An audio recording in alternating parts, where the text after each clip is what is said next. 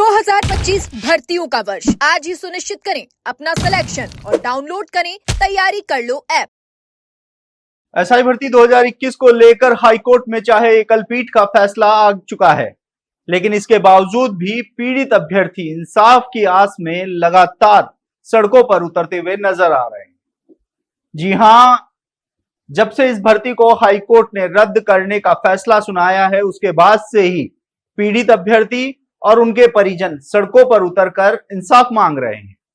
पिछले दिनों जयपुर में एक बड़ा धरना प्रदर्शन करते हुए परिजनों और अभ्यर्थियों ने इस भर्ती को बहाल करने की मांग उठाई।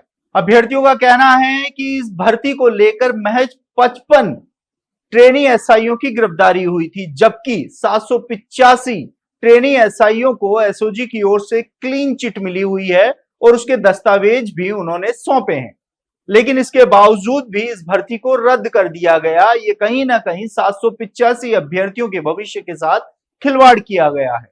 हालांकि अभ्यर्थियों का यह कहना है कि जब किरोड़ी लाल मीणा और हनुमान बेनीवाल ये बोलते हैं कि जो योग्य अभ्यर्थी हैं वह अगली परीक्षा में भी पास हो जाएंगे, तो ऐसे में वो अभ्यर्थी इनसे सवाल पूछ रहे हैं कि परीक्षा तो पास कर लेंगे, लेकिन जो फिजिकल है, क्या 5 साल बाद उस फिजिकल के लिए ये सभी अभ्यर्थी वापस से क्वालिफाई कर सकते हैं?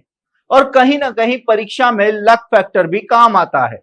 ऐसे में अब इस भर्ती को बहाल करने की मांग को लेकर लगातार घमासान जारी है। जयपुर में धरना देने के बाद अब इन्होंने रुख किया है जोधपुर का।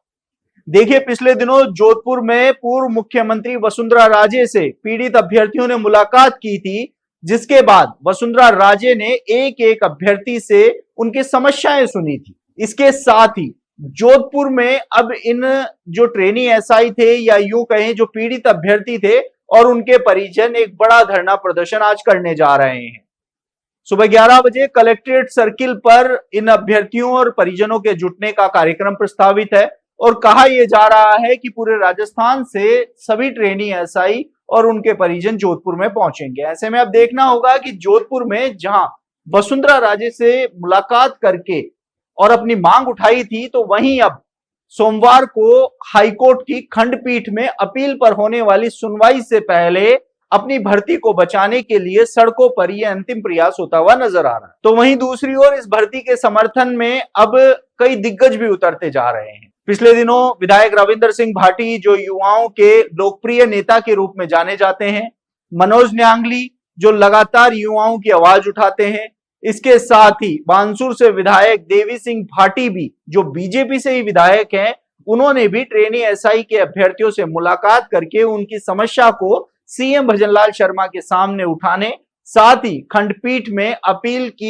जो की गई है उसमें जो उचित पैरवी है, पुख्ता पैरवी है, वो भी करवाने का आश्वासन दिया है। तो वहीं अब जाट महासभा राजस्थान के प्रदेश अध्यक्ष राजाराम मील भी इन ट्रेनी एसआईओ के समर्थन में उतर चुके हैं।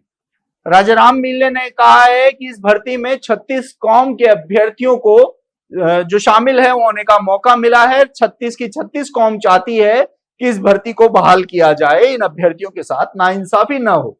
इसके साथ ही राजाराम मील ने यह भी कह दिया है कि इन अभ्यर्थियों के साथ कुछ भी बुरा नहीं होगा और वो अपनी नौकरी करेंगे। ऐसे में अब हाईकोर्ट की खंडपीठ में अपील कर दी गई है और फिर से लगता है कि एक मैराथन जो सुनवाई है उसका दौर शुरू होगा, क्योंकि सरकार ने एकल पीठ में ये रिपोर्ट सौंपी थी कि वह भर्ती को रद्द नहीं करना चाहती है, क्योंकि इस भर्ती में कोई भी ऐसा तथ्य नहीं मिला है जिसके आधार पर इस भर्ती को रद्द किया जाए।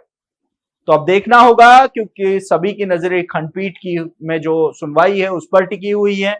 साथ ही आने वाले समय में इन ट्रेनी जो पीड़ित अभ्यर्थी हैं, जो एसआई भर्ती 2021 के चयनित अभ्यर्थी हैं, उनको और कितना भारी जन समर्थन मिलता है, ये भी देखने वाली बात होगी।